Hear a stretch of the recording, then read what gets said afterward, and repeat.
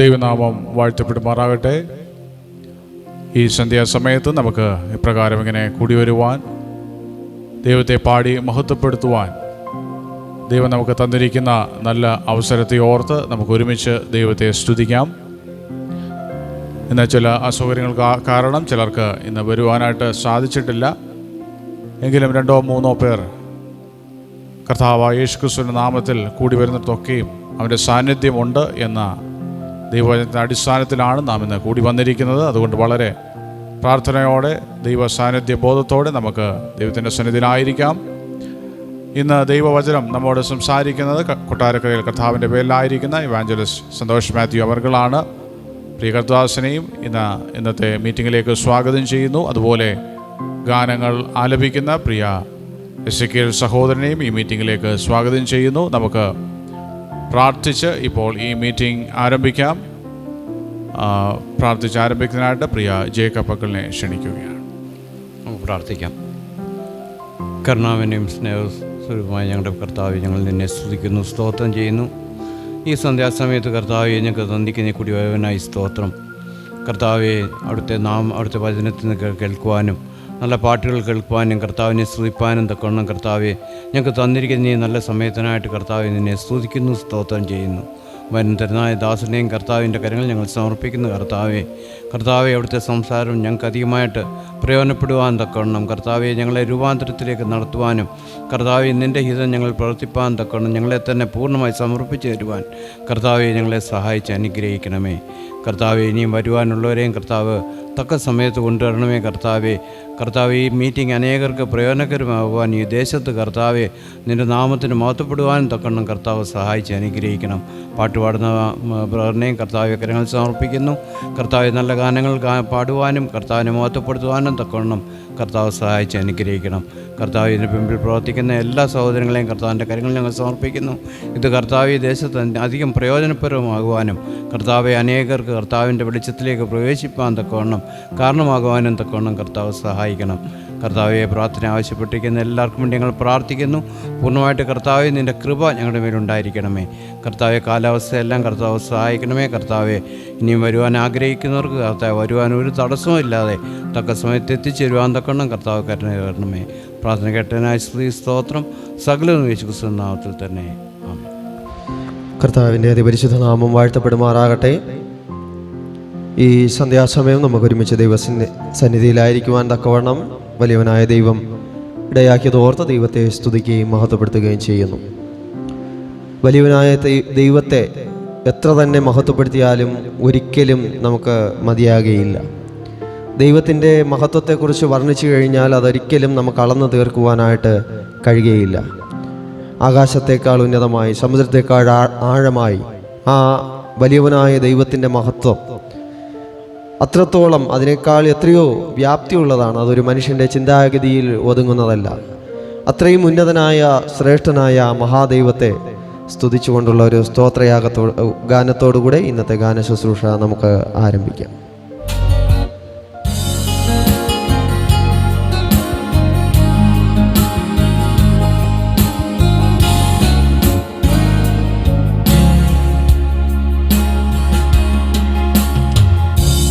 പോലൻ ദൈവമേ ആരുള്ളിലോകേ, അങ്ങിലല്ലാതെ വേറെ ഇല്ലെന്നാശ്രയം. അങ്ങിൽ മാത്രം ചാരുന്നെൻ പ്രാണപ്രിയനേ, അങ്ങു മാത്രമാണെന്നും എൻ്റെ സർവസ്വം. അങ്ങെപ്പോലൻ ദൈവമേ ആരുള്ളിലോകേ, അങ്ങിലല്ലാതെ വേറെ ഇല്ലെന്നാശ്രയം.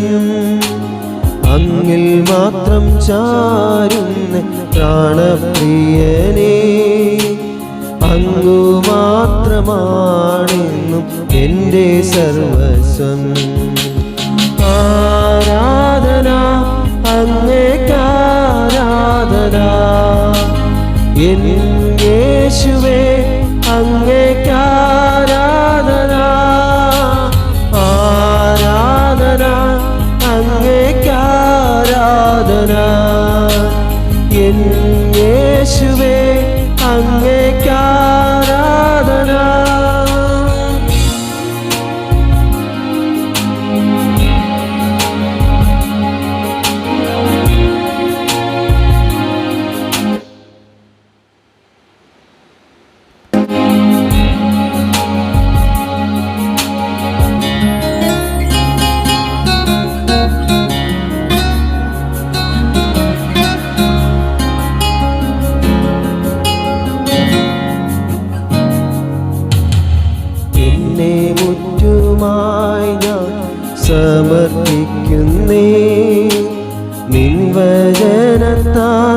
എന്നെ കഴുകണമേ.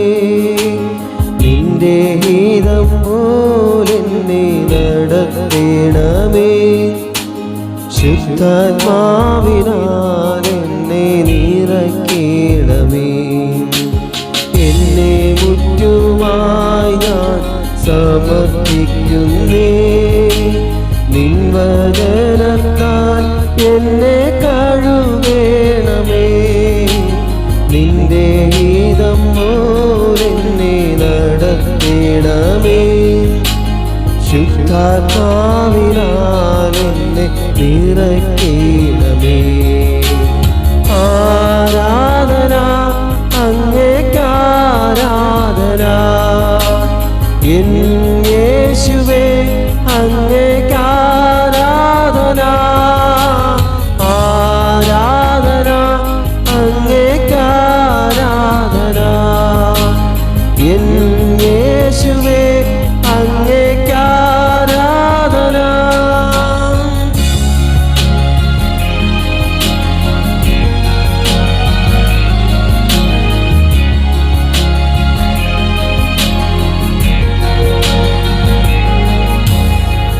വഴികളിൽ ഞാൻ നടക്കുവാനായി വഴികാട്ടിയായി എന്നെ നയിക്കണമേ. വിശ്വാസത്തിലെന്നെ ഉറപ്പിക്കുവാൻ ക്രിസ്തുവെന്ന പാറമേൽ നിർത്തിയിടണമേ. നിൻ വഴികളിൽ ഞാൻ നടക്കുവാനായി വഴികാട്ടിയായി എന്നെ നയിക്കണമേ. വിശ്വാസത്തിലെന്നെ ഉറപ്പിക്കുവാൻ ക്രിസ്തുവെന്ന പാറമേൽ നിർത്തിയിടണമേ. ആരാധന അങ്ങേക്കാരാധന. എൻ യേശുവേ അങ്ങേക്കാരാധന. ആരാധന അങ്ങേക്കാരാധന. എൻ യേശുവേ അങ്ങേക്കാരാധന. ആരാധന അങ്ങേക്കാരാധന. എൻ യേശുവേ അങ്ങേക്കാരാധന. ആരാധന അങ്ങേക്കാരാധന. എൻ യേശുവേ അങ്ങേക്കാരാധന.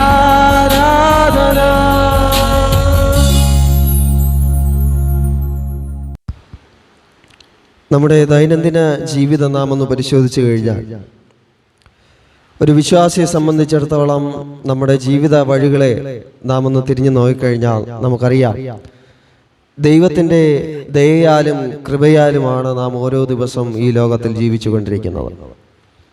എത്രയോ അപകടങ്ങൾ, അനർത്ഥങ്ങൾ, ദുഃഖവേദനകൾ, ഇങ്ങനെയുള്ള സന്ദർഭങ്ങളൊക്കെ നമ്മുടെ ജീവിതത്തിലേക്ക് പല സന്ദർഭങ്ങളിലും ആഞ്ഞടിച്ചപ്പോൾ അതിൻ്റെ മധ്യേ അത്ഭുതകരമായിട്ട്, അതിശയകരമായിട്ടാണ് വലിയവനായ ദൈവം നമ്മെ നടത്തുന്നത്.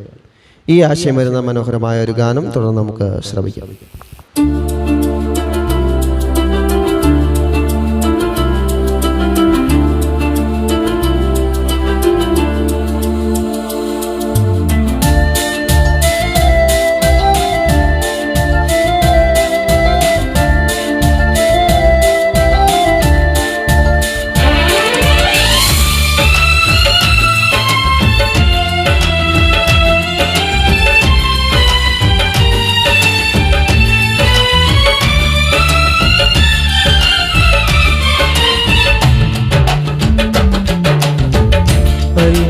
അത്ഭുതകരമായി അതിശയകരമായി അറിയാത്ത വഴികളിൽ നീ നടത്തി.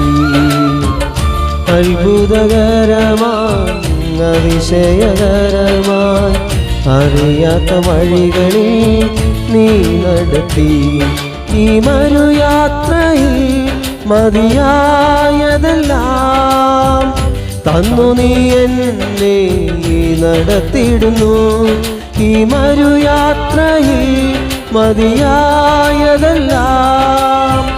തന്നു നീ എന്നെ നടത്തിയിടുന്നു.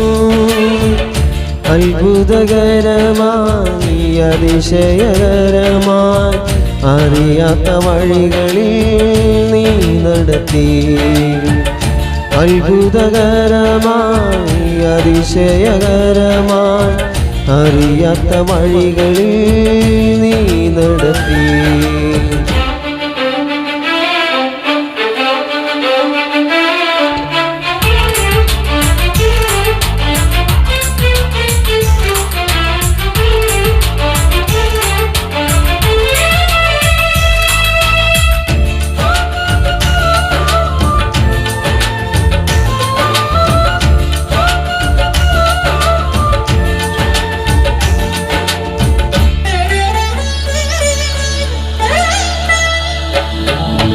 സർവവും ചമച്ചതെന്റെ ദൈവം, സകലവും ഭരിക്കുന്നതെന്നാഥൻ. സർവവും ചമച്ചതെന്റെ ദൈവം, സകലവും ഭരിക്കുന്നതെന്നാഥൻ. സ്തുതി ബഹുമാനവും മഹത്വവുമായിരാ സർവേശ്വരാ നിന്നെ വണങ്ങിടും ഞാൻ. സ്തുതി ബഹുമാനവും മഹത്വവുമായിരാ സർവേശ്വരാ നിന്നെ വണങ്ങിടും ഞാൻ. അത്ഭുതകരമായി അതിശയകരമായി അറിയാത്ത വഴികളിൽ നീ നടത്തി. അത്ഭുതകരമായി അതിശയകരമായി അറിയാത്ത വഴികളിൽ നീ നടത്തി.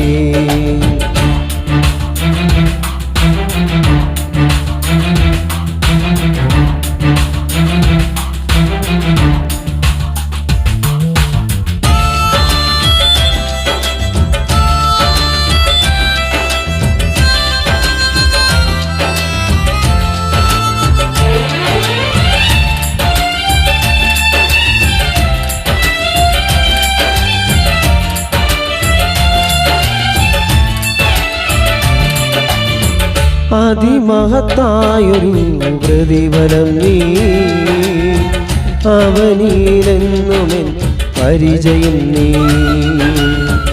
അതിമഹത്തായൊരു പ്രതിഫലം നീ അവനിലെന്നുമെൻ പരിചയം നീ. അരികിലിരുന്നെന്നും സാന്ത്വനമേകി അകതാരിലടിയനും ബലമരുളി. അരികിലിരുന്നെന്നും സാന്ത്വനമേകി അകതാരിലടിയനും ബലമരുളി. അത്ഭുതകരമായി അതിശയകരമായി അറിയാത്ത വഴികളിൽ നീ നടത്തി. അത്ഭുതകരമായി അതിശയകരമായി അറിയാത്ത വഴികളിൽ നീ നടത്തി.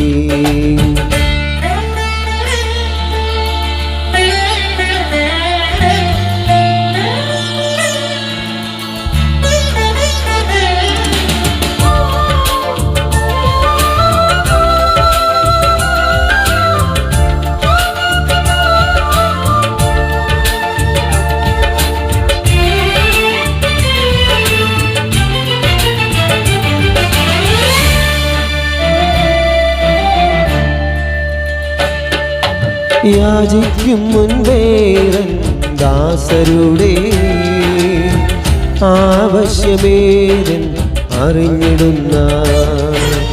യാചിക്കും മുൻപേരൻ ദാസരുടെ ആവശ്യമേരൻ അറിഞ്ഞിടുന്ന. സ്വർഗപിതാവിൻ ഗീതം അറിഞ്ഞൊരുങ്ങാതെ നിൻ ജീവിതം വ്യർത്ഥമാം പോകരുതേ. സ്വർഗപിതാവിൻ ഗീതം അറിഞ്ഞൊരുങ്ങാതെ നിൻ ജീവിതം വ്യർത്ഥമായി പോകരുതേ. അത്ഭുതകരമായി അതിശയകരമായി അറിയാത്ത വഴികളിൽ നീ നടത്തി. അത്ഭുതകരമായി അതിശയകരമായി അറിയാത്ത വഴികളിൽ നീ നടത്തി. ഈ മരുയാത്രയിൽ മതിയായതെല്ലാം തന്നു നീ എന്നെ നടത്തിടുന്നു. ഈ മരുയാത്രയിൽ മതിയായതെല്ലാം തന്നു നീ എന്നെ നടത്തിടുന്നു. അത്ഭുതകരമായി അതിശയകരമായി അറിയാത്ത വഴികളിൽ നീ നടത്തി. അത്ഭുതകരമായി അതിശയകരമായി അറിയാത്ത വഴികളിൽ നീ നടത്തി.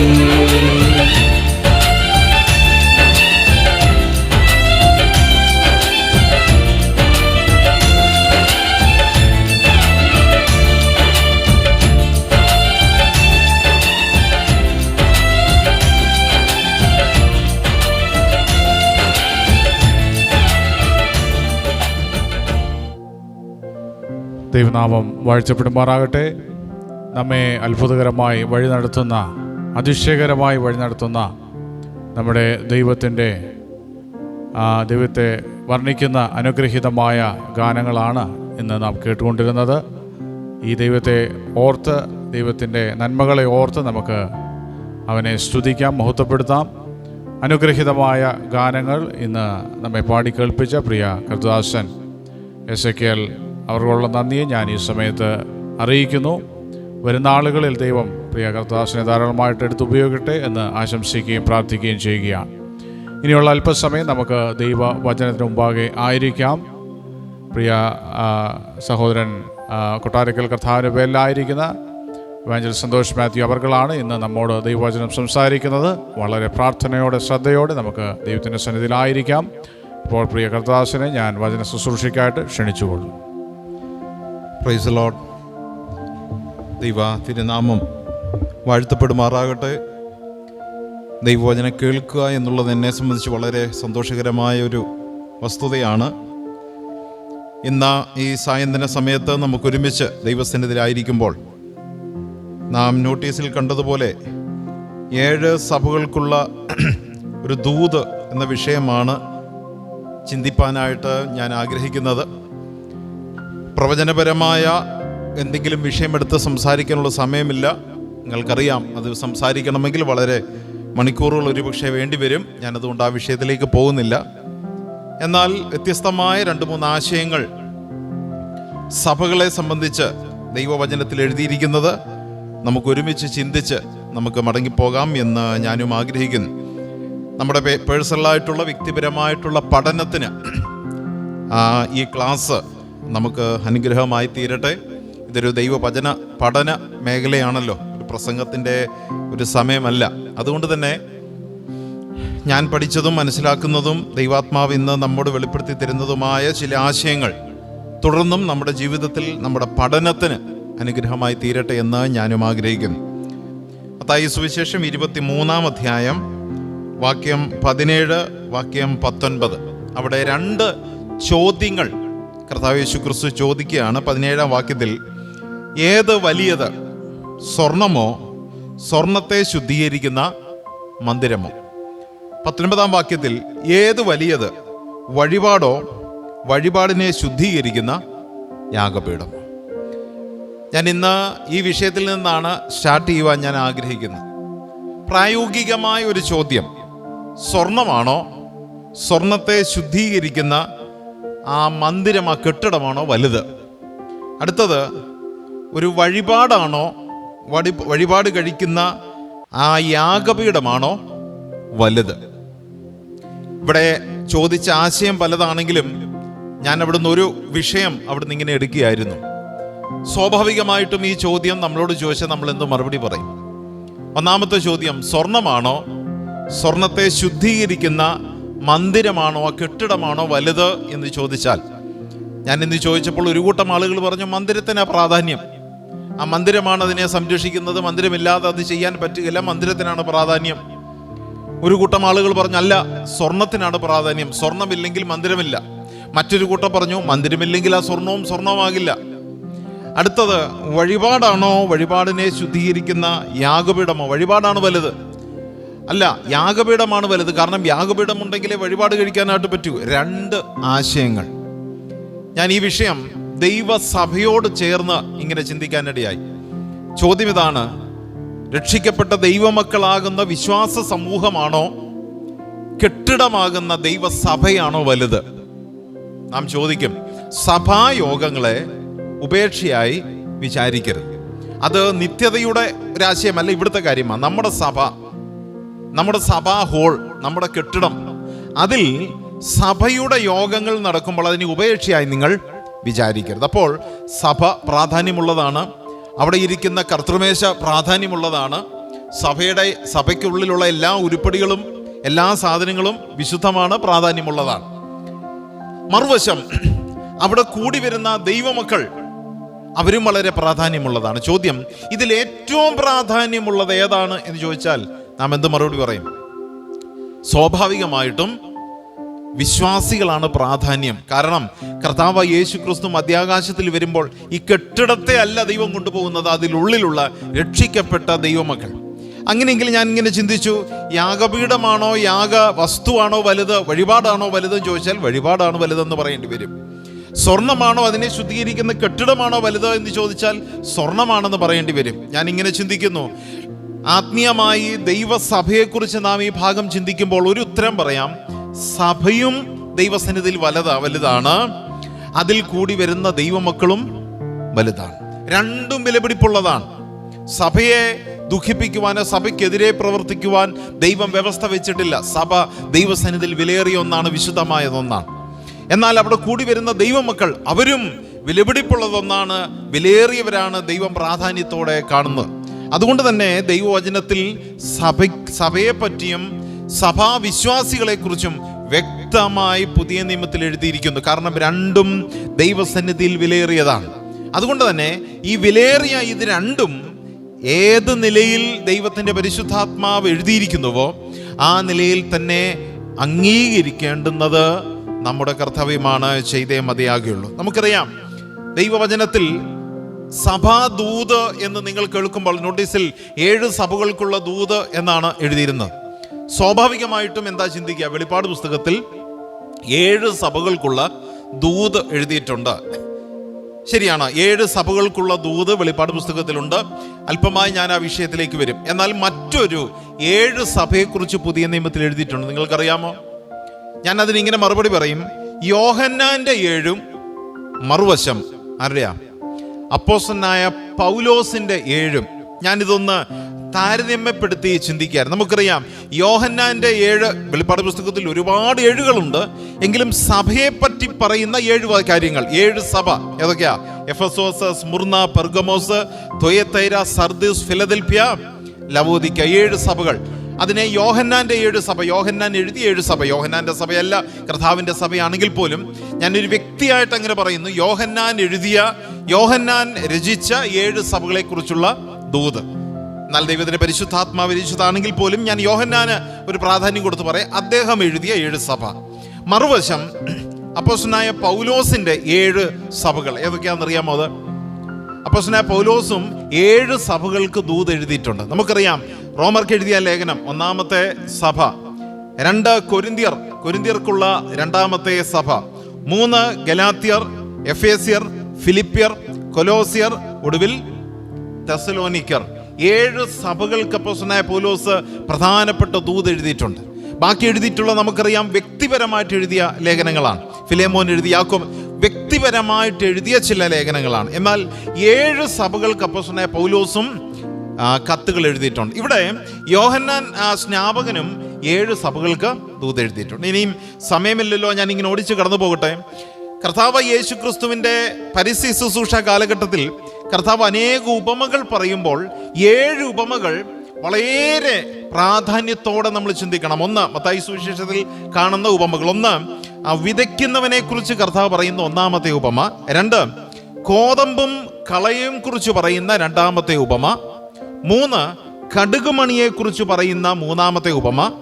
4, പുളിച്ച മാവ് അതിനെക്കുറിച്ച് പറയുന്ന ഉപമ.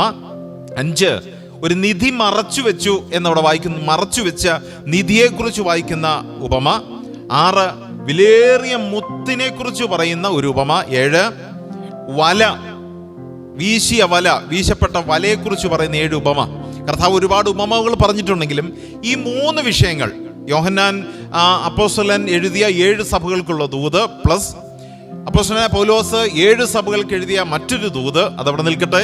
3ാമത് കർത്താവ് യേശു ക്രിസ്തു പറഞ്ഞ ഈ 7 ഉപമകൾ നിങ്ങളിത് 3 കോളത്തിൽ എഴുതി താഴേക്ക് അതിൻ്റെ കമ്പാരിസണും ഡിഫറൻസും അതിൻ്റെ അർത്ഥവും കാര്യങ്ങളും എല്ലാം പഠിച്ചാൽ ഏതാണ്ട് ഒരേ രീതിയിലാണ് ഇത് മുമ്പോട്ട് പോകുന്നത്, ഒരേ ആശയത്തിലാണ് പോകുന്നത്.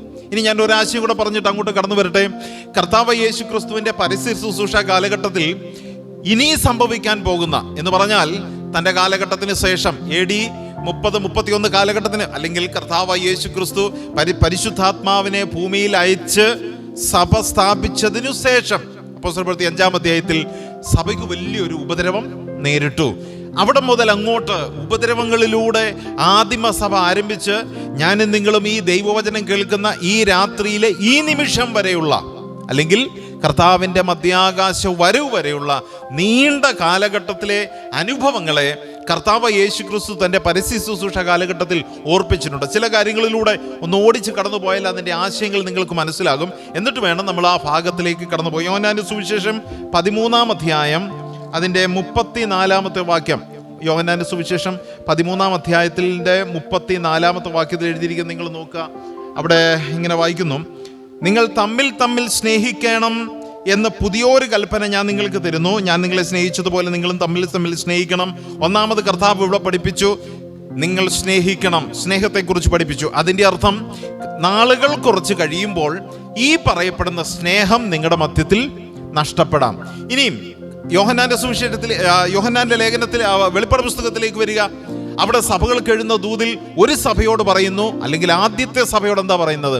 നിങ്ങളുടെ ആദ്യ സ്നേഹം വിട്ടുപോയി. ഇനിയും പൗലോസിന്റെ ലേഖനങ്ങളിലേക്ക് ഞാൻ ആ വിഷയം സമയമുള്ളതനുസരിച്ച് കടന്നു വരും. പൗലോസിന്റെ ലേഖനങ്ങളിലേക്ക് വരുമ്പോൾ ഒരു ലേഖനം കംപ്ലീറ്റ് സ്നേഹത്തെക്കുറിച്ചാണ് എഴുതിയിരിക്കുന്നത്. എന്ന് പറഞ്ഞാൽ നിങ്ങൾക്ക് സ്നേഹം വേണം. അപ്പോൾ ആ കാര്യങ്ങളെക്കുറിച്ച് കർത്താവ് നേരത്തെ തന്നെ അതിനൊരു മുന്നറിയിപ്പ് കൊടുത്തു. സ്നേഹം നശിച്ചു പോകാമെന്ന്. ഇനി ഒരുപാട് കാര്യങ്ങളൊന്ന് വായിക്കാനുണ്ടെങ്കിലും കടന്നു പോകുക. അതിൻ്റെ 16-ാം അധ്യായത്തിലേക്ക് വരുമ്പോൾ അതിൻ്റെ 8-ാം വാക്യത്തിൽ വായിക്കുന്നത് നോക്കുക. അവൻ വന്ന് പാപത്തെക്കുറിച്ചും നീതിയെക്കുറിച്ചും ന്യായവിധിയെക്കുറിച്ചും ലോകത്തിന് ബോധ്യം വരുത്തും. നമ്മളത് വായിക്കുമ്പോൾ ചിന്തിക്കും, ആ കാലഘട്ടം വരെ ആർക്കും പാപത്തെക്കുറിച്ച് അറിയത്തില്ല എന്നാണ്. അല്ല, ഞാൻ ഇനി പോയി കഴിഞ്ഞ് പരിശുദ്ധാത്മാവിൻ്റെ കാലഘട്ടം വന്ന് സഭാ കാലയളവ് ആരംഭിക്കുമ്പോൾ പാപത്തെക്കുറിച്ചും നീതിയെക്കുറിച്ചും ന്യായവിധിയെക്കുറിച്ചും ബോധമില്ലാത്തവരായി ദൈവത്തെ ആരാധിക്കുന്ന ഒരു ജനം ഉണ്ടാകും. ആ സമയത്ത് പരിശുദ്ധാത്മാവ് നിങ്ങൾക്ക് ആ കാലഘട്ടത്തെക്കുറിച്ച് ബോധ്യം തരും. ഇനിയും യോഹന്നാന്റെയും പൗലോസിന്റെയും ലേഖനങ്ങളിലേക്ക് നോക്കിയാൽ ഇതേ ആശയം അവിടെയുണ്ട്.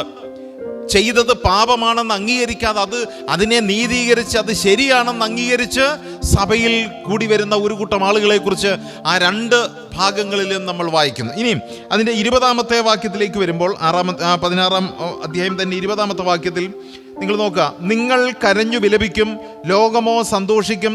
നിങ്ങൾ ദുഃഖിക്കും, എന്നാൽ നിങ്ങളുടെ ദുഃഖം എന്ന് പറഞ്ഞാൽ ശിഷ്യരോട്, ജനത്തോട് പറയാ, കുഞ്ഞുങ്ങളെ, നിങ്ങൾക്കൊരു വലിയ ദുഃഖം വരുന്നു, നിങ്ങൾക്കൊരു വലിയ പ്രശ്നം വരും. നിങ്ങൾ അന്ന് കരഞ്ഞ് നിലവിളിക്കും, പേടിക്കണ്ട, ഒരിക്കൽ നിങ്ങളുടെ ദുഃഖം സന്തോഷമായി തീരും എന്ന് പറഞ്ഞാൽ വരാൻ പോകുന്ന വലിയ പ്രതിസന്ധിയെക്കുറിച്ച് കർത്താവ് ലോകത്തിന് അറിവ് കൊടുത്തൊരു വലിയ പ്രതിസന്ധിയെക്കുറിച്ച്.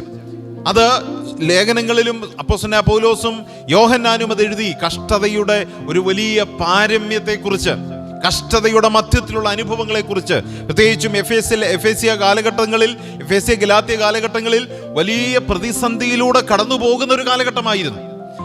യോഹന്നാന്റെ വെളിപ്പാട് പുസ്തകത്തിലേക്ക് വരുമ്പോൾ അവിടെ വായിക്കുന്നത് 10 ദിവസം പിശാച് നിങ്ങളെ ഉപദ്രവിക്കും, പിന്നെയും ഞാൻ ഉപദ്രവം തരും, ലോകത്തിന്റെ വലിയ പ്രതിസന്ധി. കർത്താവ് ഇത് നേരത്തെ പറഞ്ഞു, നിങ്ങൾ കരഞ്ഞു വിലപിക്കുന്ന ഒരു കാലഘട്ടം വരുന്നു. ഇങ്ങനെ ഒരുപാട് വിഷയമുണ്ട്. ലൂക്കോസ് എഴുതിയ സുവിശേഷം 21-ാം അധ്യായം അതിൻ്റെ 34-ാമത്തെ വാക്യം ഒന്ന് വായിക്കട്ടെ. ലൂക്കോസ് എഴുതിയ സുവിശേഷം 21-ന്റെ 34-ാം വാക്യത്തിൽ എഴുതിയിരിക്കുന്നു, നിങ്ങളുടെ ഹൃദയം അതിഭക്ഷണത്താലും മദ്യപാനത്താലും ഉപജീവന ചിന്തകളാലും ഭാരപ്പെട്ടിട്ട് ആ ദിവസം നിങ്ങൾക്ക് പെട്ടെന്ന് കെണി പോലെ വരാതിരിപ്പാൻ. ഇനിയും 2 ഏഴുകളിലേക്ക്, 2 ഏഴുകൾ എന്ന് പറയുന്നത് അപ്പോസ്തലനായ പൗലോസ് എഴുതിയ 7 സഭകളുടെ ദൂതും യോഹന്നാൻ അപ്പോസ്തലൻ എഴുതിയ 7 സഭകളുടെ ദൂതിലേക്ക് നോക്കിയാൽ അവിടുത്തെ അനുഭവം ഇതേ ആശയം ഉടവക്കാൻ. ജനം എന്ന് പറഞ്ഞ വിശ്വാസ സമൂഹം ഭക്ഷണത്തിനു വേണ്ടിയും വിഗ്രഹാർപ്പിതം തിന്നേണ്ടുന്നതിനും അവിടെ പ്രത്യേകിച്ച് വായിക്കുന്നുണ്ട്.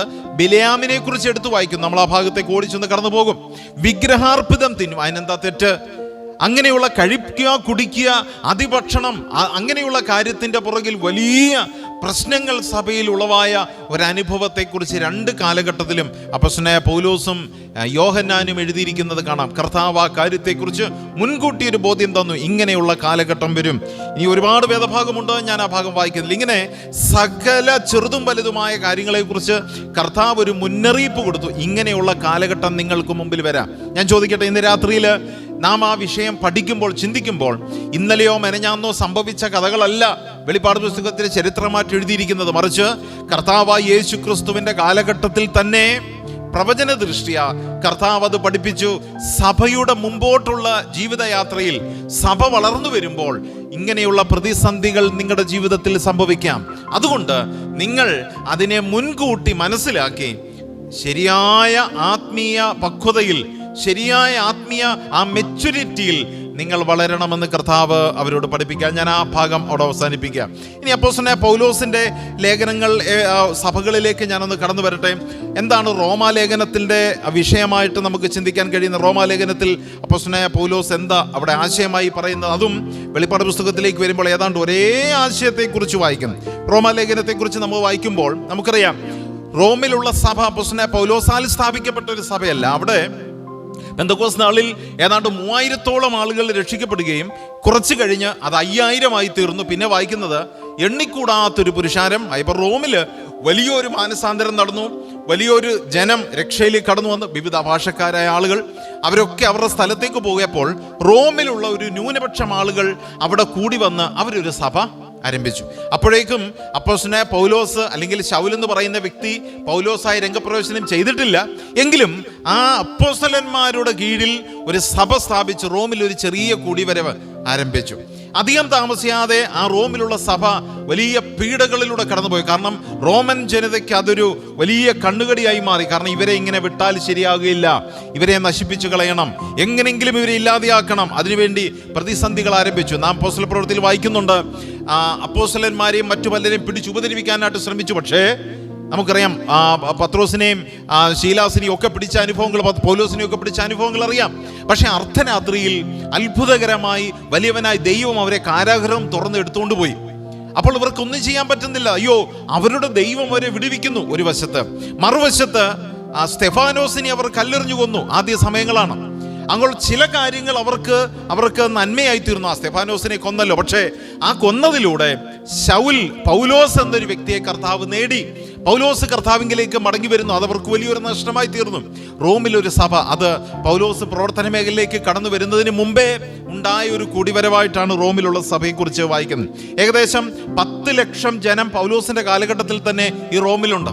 ആ 10 ലക്ഷം ജനത്തോട് സുവിശേഷം അറിയാൻ പൗലോസ് ആദ്യം തന്നെ ഇറങ്ങി പുറപ്പെടുന്ന ഒരു കാഴ്ച വായിക്കുന്നു. വളരെ പ്രസിദ്ധമായ ഒരു സഭയായിരുന്നു റോമിലെ സഭ. പക്ഷേ നിങ്ങൾ റോമാലേഖനം നോക്കുക, ശരിയായ ഉപദേശ വിഷയങ്ങളാണ് റോമാലേഖനത്തിൽ എഴുതിയിരിക്കുന്നത്.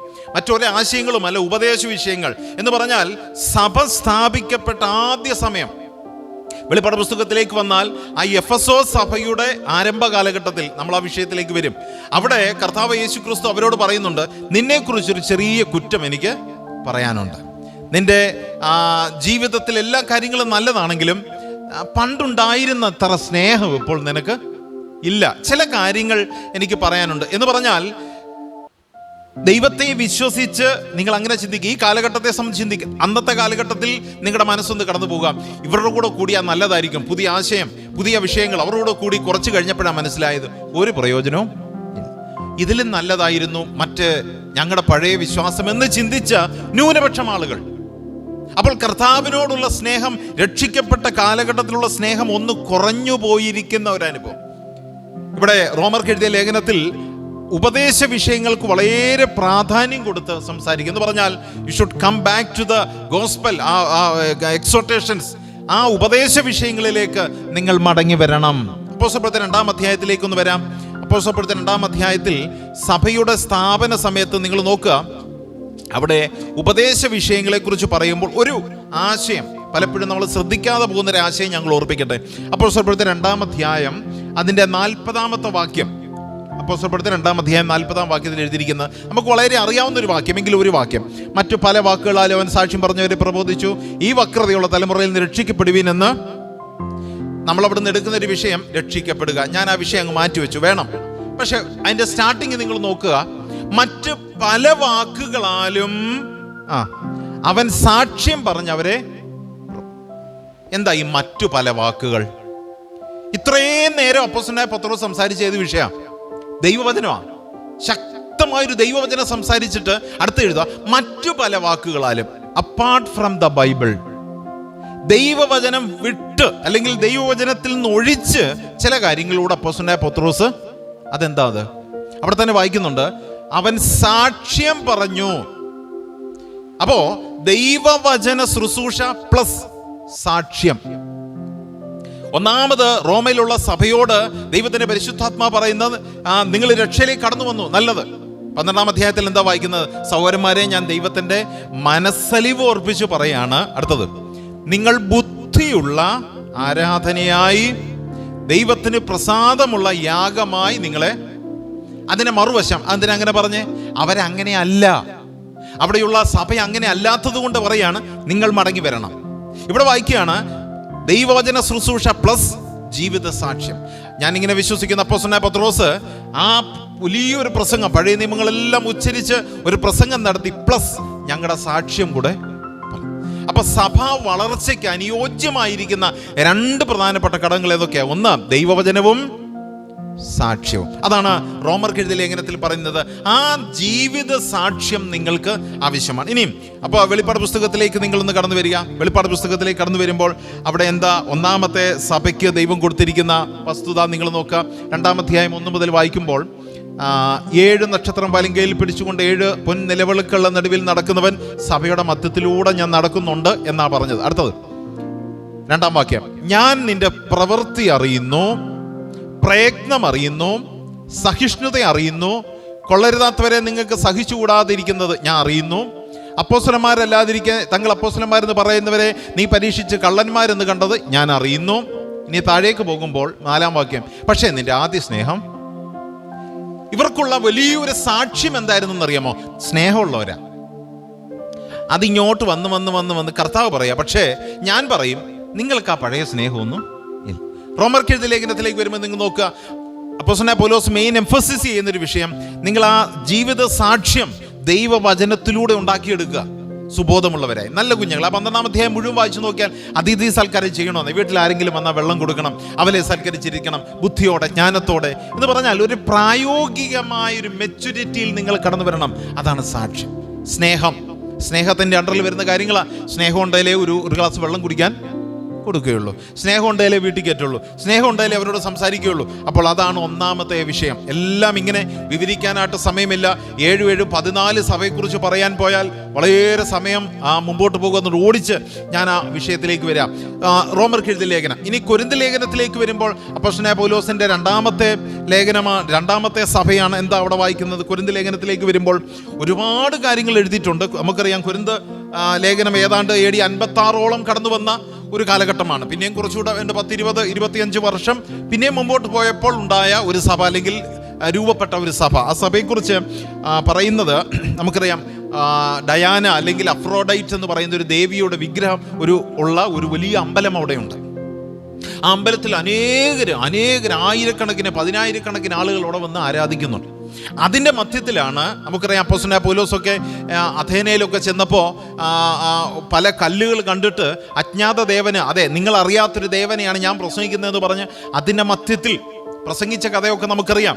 അപ്പോൾ കൊരിന്ത് സഭയിൽ, കൊരിന്ത് എന്ന് പറയുന്ന പ്രദേശത്ത് ഒരുപാട് ജനമുണ്ടായിരുന്നു. അവിടെ ഈ വാണിജ്യവും കലയും എല്ലാം നിലനിന്ന സമയത്ത്, ഈ അന്ധവിശ്വാസം നിലനിന്ന സമയത്ത് പൗലോസ് അതിൻ്റെ മധ്യത്തിൽ പ്രസംഗിച്ച് അനേകരെ രക്ഷയിലേക്ക് കൊണ്ടുവരുന്ന ഒരു വിഷയം. എന്നാൽ താഴേക്ക് നമ്മൾ വായിക്കുമ്പോൾ ഈ കൊരിന്ത് ലേഖനത്തിൽ 2 ലേഖനങ്ങളും ചേർത്ത് വെച്ചാൽ ഒറ്റ സെൻറ്റൻസ് പറഞ്ഞാൽ ജഡം അവിടെ വർദ്ധിച്ചു വന്നു. ജഡം 1-ാം അധ്യായം തന്നെ, കൊരിന്ത് ലേഖനം 1-ാം അധ്യായം തന്നെ താഴേക്ക് വായിക്കുമ്പോൾ നല്ല കാര്യങ്ങൾ എഴുതി ഇങ്ങോട്ട് വന്നിട്ട് ചില മൈനസുകൾ അവിടെ പറയുന്നു. ജഡീകത്വം വർദ്ധിച്ചു വന്നു, ജഡം വർദ്ധിച്ചു വന്നു.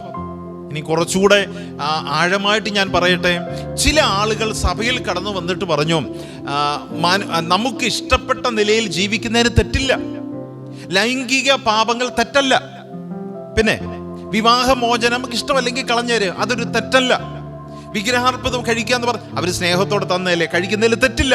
ഇങ്ങനെ ഒരുപാട് വിഷയങ്ങൾ ഈ വിഷയത്തിലേക്ക് കടന്നു വന്നു. അതുകൂടാതെ ദൈവസഭയ്ക്കുള്ളിൽ വിവാഹമോചനങ്ങളും ഒന്നിലധികം ഭാര്യമാരും ഒന്നിലധികം ഭർത്താക്കന്മാരുമുള്ള സ്ഥിതി കടന്നു വന്നു. ചുരുക്കം പറഞ്ഞാൽ 2-ാമത്തെ വിഷയം, നിങ്ങൾ 2-ാമത്തെ സഭയെക്കുറിച്ച് നോക്കുക.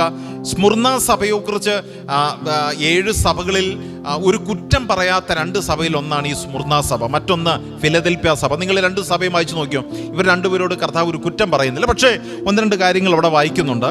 സ്മുർണ സഭയോട് പറയുമ്പോൾ എഴുതുക, മരിച്ചവനായിരുന്നിട്ട് ഞാൻ വീണ്ടും ജീവിക്കുകയും ചെയ്ത ആദ്യനും അന്ത്യനുമായവൻ ഞാൻ അരുളി ചെയ്യുന്നത്, ഞാൻ നിന്റെ കഷ്ടതയും ദാരിദ്ര്യവും, എന്നാൽ തന്നെ നീ ധനവാനാണ്, തങ്ങൾ യഹൂദരെന്ന് പറയുന്നുണ്ടെങ്കിലും യഹൂദന്മാരല്ല, അടുത്തത് സാത്താന്റെ പള്ളിക്കാരായവരുടെ ദൂഷണവും. ഞാൻ ചോദിക്കട്ടെ, ഇതല്ലേ കൊരിന്ത് ലേഖനത്തിൽ സംഭവിച്ചത്? തങ്ങൾ യഹൂദരാണെന്നാ പറയുന്നത്, ഞങ്ങൾ യഹൂദന്മാരാ, പക്ഷേ യഹൂദന്മാരല്ല. ഇവരെവിടുന്ന് വന്നയാ? സാത്താന്റെ പള്ളി. നമ്മുടെ കേരളത്തിലൊക്കെ സാത്താന്റെ പള്ളിക്കാരുണ്ടെന്ന് കേൾക്കുന്നു, ഞാൻ പോയിട്ടില്ല.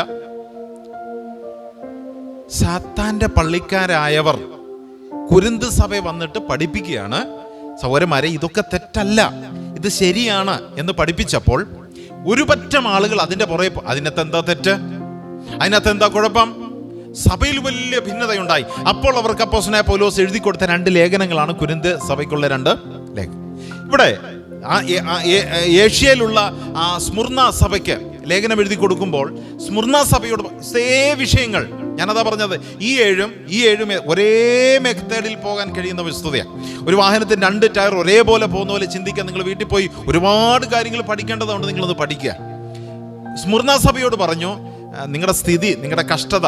അപ്പം ഇതിൻ്റെ ഇടയ്ക്ക് ഒരു പറ്റം ആളുകൾ പറയാ, ഈ പ്രശ്നങ്ങളുടെ മധ്യത്തിൽ ഞങ്ങൾ എങ്ങനെ ദൈവത്തെ ആരാധിക്കും? ന്യൂനപക്ഷം. കർത്താവ് പറയും, ഞാൻ നിങ്ങളുടെ ആ പ്രവൃത്തി അറിയുന്നുണ്ട് കേട്ടോ, നിങ്ങളുടെ കഷ്ടത ഞാൻ അറിയുന്നുണ്ട്, നിങ്ങളുടെ ആ ദാരിദ്ര്യം ഞാൻ അറിയുന്നുണ്ട്. എന്നാൽ തന്നെ നിങ്ങൾ ധനവാന്മാരാണെങ്കിലും നിങ്ങളുടെ മധ്യത്തിൽ കുറേ ആളുകൾ വന്നിട്ട്, അത് സാത്താൻ്റെ പള്ളിക്കാരായ എനിക്കറിയാം, അവർ വന്ന് ദൂഷണം പറഞ്ഞ് നിങ്ങളെ വഴിതെറ്റി. I know it. നിങ്ങൾ സ്മുർണ സഭയോട് നോക്കുക, ഒരു കുറ്റം അവരെക്കുറിച്ച് പറയുന്നില്ല, അവരുടെ പോസിറ്റീവായ കാര്യങ്ങളാണ് വായിക്കുക. ഇനി അടുത്തത് സ്മുർണ സഭയോട് 10-ാം വാക്യത്തിൽ വായിക്കുക, നീ സഹിപ്പാനുള്ളത് പേടിക്കണ്ട. ഞാൻ നേരത്തെ കർത്താവ് യേശു ക്രിസ്തു പറഞ്ഞ കാര്യം ഞാൻ ഓർപ്പിച്ചു, വലിയ പ്രശ്നങ്ങൾ വരും, പേടിക്കണ്ട, നിങ്ങളുടെ ദുഃഖം സന്തോഷമായി തീരും. നോക്കുക, ഒരേ ആശയം.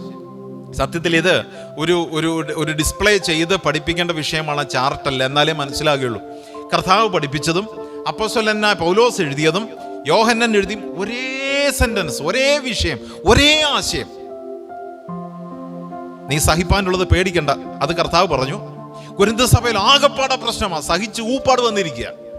സ്മുർണ സഭയോട് പറയാം, നീ പേടിക്കണ്ട, സഹിക്കാനുള്ള. അടുത്തത്, നിങ്ങളെ പരീക്ഷിക്കേണ്ടതിന് പിശാച് നിങ്ങളിൽ ചിലരെ തടവിലാക്കുവാൻ എന്ന് പറഞ്ഞാൽ നിങ്ങളിൽ ചിലരെ പിശാച് അടിമത്തത്തിലാക്കും. പേടിക്കരുത്, ഒരു തരത്തിൽ പോലും പേടിക്കരുത്, ഞാൻ കൂടെയുണ്ട്. അടുത്തത്, 10 ദിവസം നിങ്ങൾക്ക് ഉപദ്രവമുണ്ടാകും, മരണപര്യന്തം വിശ്വസ്തനായിരിക്കുക, എന്നാൽ നീ ജയിക്കും.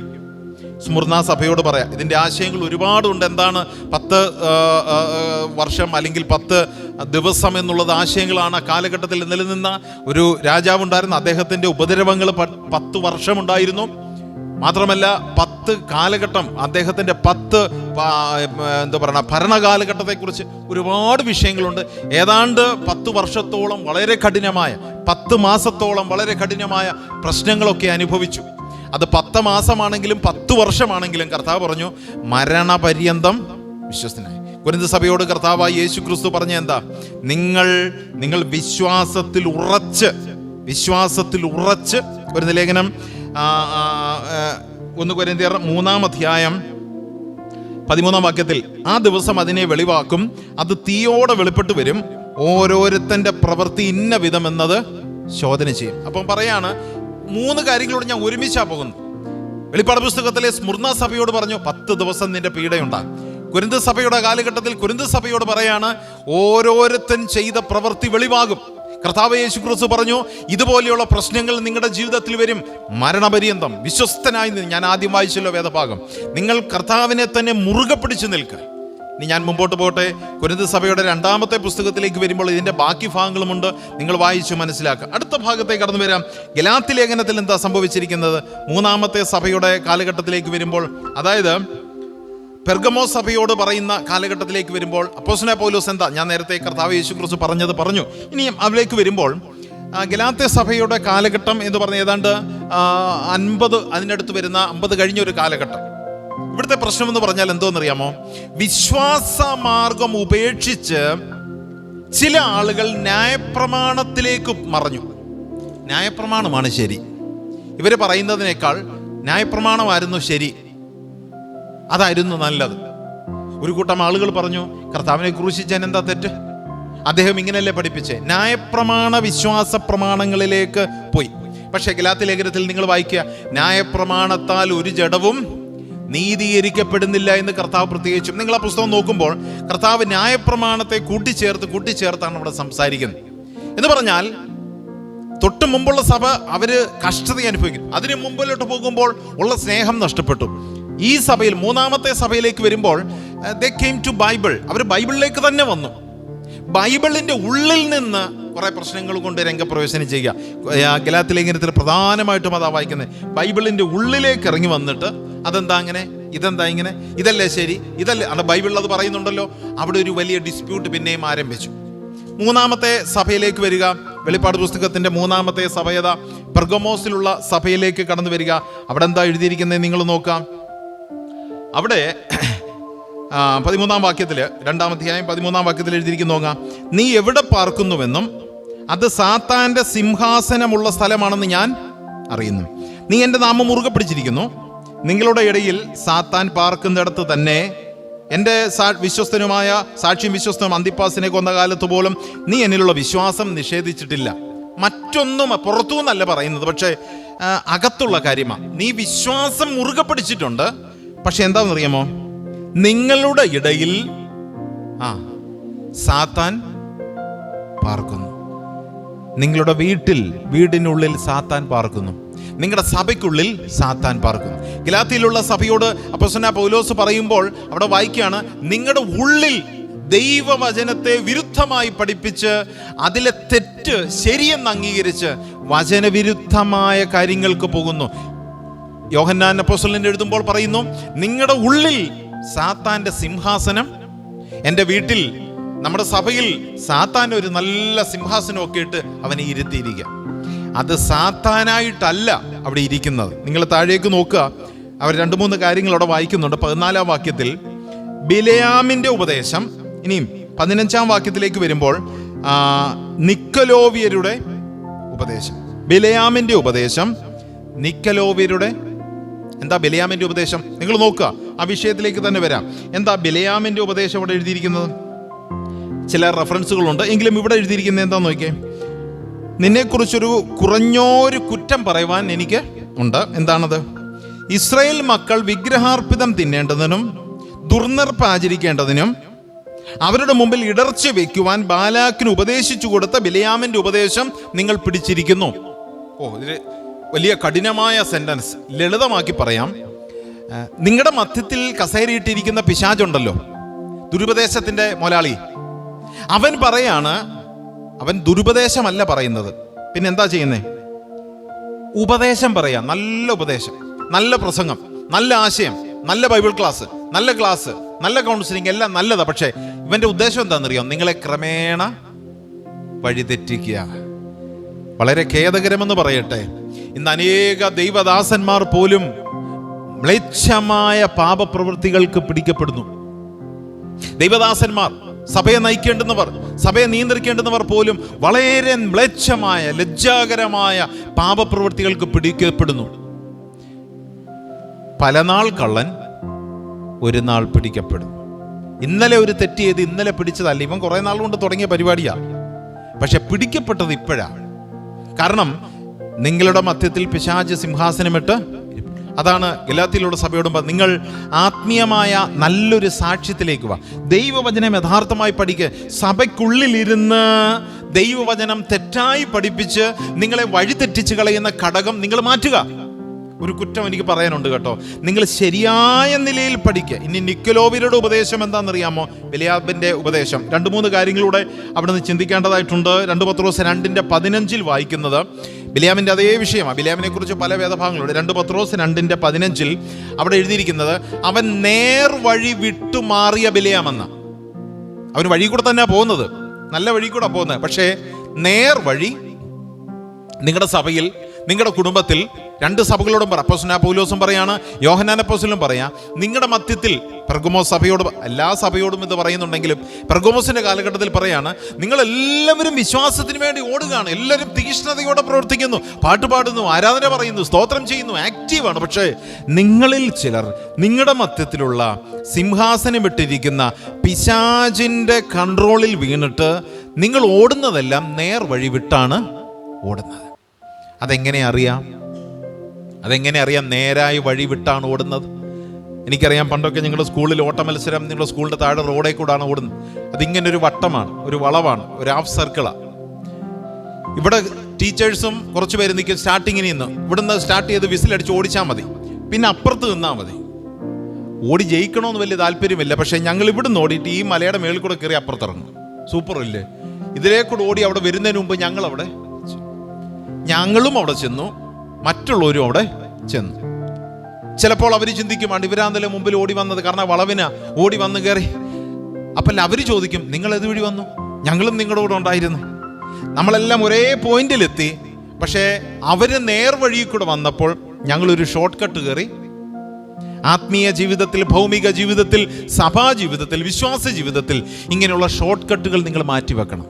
ഒരുപാട് ഉദാഹരണം പറയേണ്ടതുണ്ട്.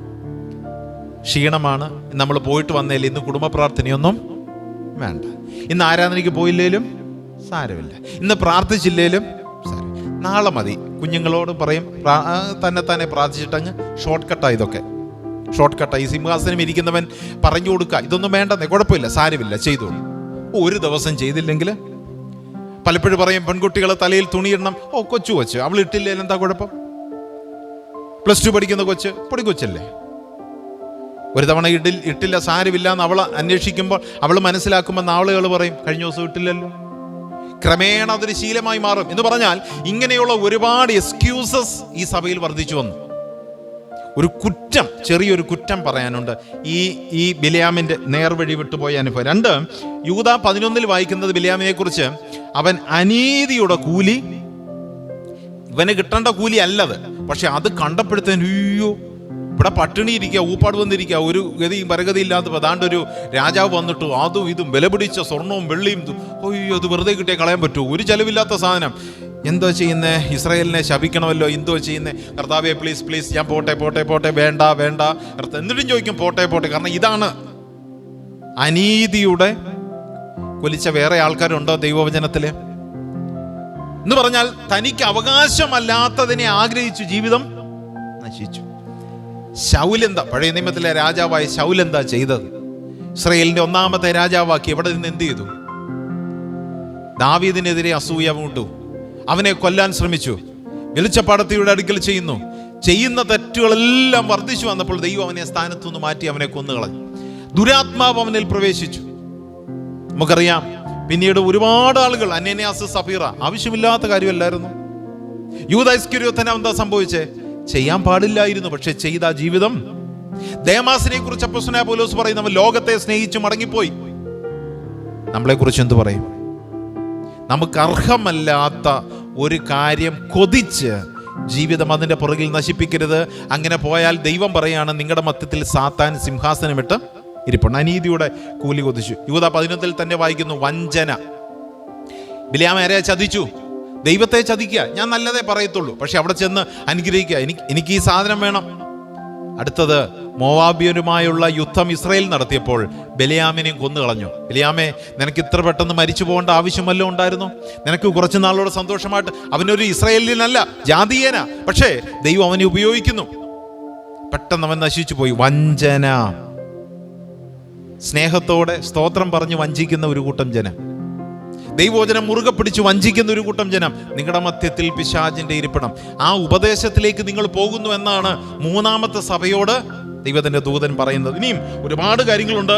അതായത് ഇവിടെ വായിച്ചല്ലോ, ബിലിയാം എന്താ ചെയ്ത്? ഇസ്രായേൽ മക്കൾ വിഗ്രഹാർപ്പിതം. ഞാൻ അതിന് ഒറ്റ സെന്റൻസ് ഇങ്ങനെ പറയാം. എത്ര ശപിക്കാൻ നോക്കിയിട്ട് ഇവന്റെ വായിൽ നിന്ന് അനുഗ്രഹമേ വരുന്നുള്ളൂ. ബാലാക്ക് ദേഷ്യപ്പെട്ടു, ഡേയ് ഇത്രയും കാര്യങ്ങൾ ഞാൻ നിനക്ക് വെച്ചിട്ട് നീ ഇതാണോ ചെയ്യുന്നത്? ഭയങ്കരമായിട്ട് ദേഷ്യപ്പെട്ടപ്പോൾ ഒരു കാര്യം പറഞ്ഞു, സാറേ അതെ, എൻ്റെ വായിൽ നിന്ന് ഇതേ വരൂ, അനുഗ്രഹമേ വരൂ, കാരണം ദൈവം തരുന്നയാ. നിങ്ങളൊരു കാര്യം ചെയ്യും, ഒരു ചെറിയ ട്രിക്ക് ചെയ്താൽ ഇസ്രായേൽ നശിക്കും. എന്തോ വേണം? അവരെ വിഗ്രഹാർപ്പിതം തിന്നാനൊന്ന് പ്രേരിപ്പിക്കുക, ചെന്നൊന്ന് പ്രലോഭിപ്പിച്ചു നോക്ക. പിന്നെ അവരുടെ മക്കൾ, പെൺമക്കൾ, ആൺമക്കൾ, അവർ പെൺമക്കളെ സംബന്ധിച്ച് നല്ലവരാണെന്ന് കണ്ട് നിങ്ങൾ വിവാഹബന്ധവുമായിട്ടൊന്ന് ചെല്ല. അങ്ങനെ ഒരു കൂട്ടം ആളുകളെങ്കിലും സമ്മതിച്ചു കഴിഞ്ഞാൽ ദൈവം അവരെ ശിക്ഷിക്കും. അങ്ങനെ അങ്ങ് നശിച്ചു പോകും. ബിലിയാം പാപം ചെയ്തോ? ഉൽപ്പത്തി പുസ്തകം 3-ാം അധ്യായത്തിൽ 3-ാം അധ്യായത്തിലേക്ക് വരുമ്പോൾ എല്ലാവരും പറയും, പന്ന പിശാചാണ് ഈ പ്രശ്നം എല്ലാം ഉണ്ടാക്കി. അവിടെ ഒരു പിശാച് ഒരു തെറ്റും ചെയ്തില്ല. സത്യം പിശാച് പറഞ്ഞു. എന്താ പറഞ്ഞെന്നറിയാമോ? നിങ്ങളിത് കഴിച്ചാൽ ദൈവത്തെ പോലെ ആകും. സത്യമാ പറഞ്ഞത്, ആകും. വാസ്തവമായി പറഞ്ഞിട്ടുണ്ടോ? അറിയാവുന്ന കാര്യം ഒന്നുകൂടെ ചോദിച്ചാൽ ഒരു ഡൗട്ട് വരും. ആകാം, ആണല്ലോ. സത്യം പറയാം, നിങ്ങൾ ഈ പഴം തിന്നോ ദൈവത്തെ പോലെ ആയോ? 3-ാമത്തെ അവസാനത്തെ വാക്യത്തിൽ വായിക്കുന്നുണ്ട്, ദൈവിക തൃത്വം സംസാരിക്കുക. ഈ പഴം പറിച്ച് അവർ മനുഷ്യര് നമ്മിൽ ഒരാളെ പോലെ ആയി തീർന്നിരിക്കുന്നു. നിങ്ങളത് വായിച്ചു നോക്കുക. അപ്പൊ പിശാച് പറഞ്ഞത് ശരിയാ. പക്ഷെ പിശാച് എന്തോ ചെയ്തത്? നമ്മൾ പറയുന്ന പോലെ വളരെ സ്നേഹത്തോടെ ആത്മീയമായി താലോലിച്ച് ലാളിച്ച് അവരെ ആ പാപത്തിലേക്ക്, അത് തന്നെയാണ് ബിലിയാം ഇവിടെ ചെയ്തത്. അത് തന്നെയാണ് ഗലാത്യ സഭയോട് പറഞ്ഞത്. അങ്ങനെയാണ് നിങ്ങളുടെ മധ്യത്തിലെ പ്രശ്നം, നിങ്ങളത് വിശ്വസിക്കരുത്, അംഗീകരിക്കരുത്.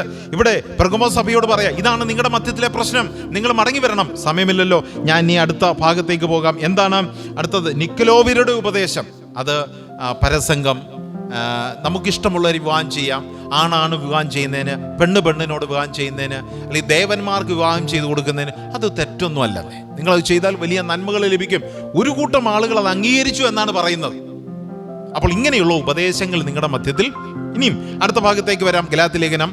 ഇനിയും എഫേസ് ലേഖനത്തിലേക്ക് വരാം. ഓടിച്ച് കടന്നു പോകട്ടെ, നമ്മുടെ സമയം അവസാനിക്കുകയാണ്.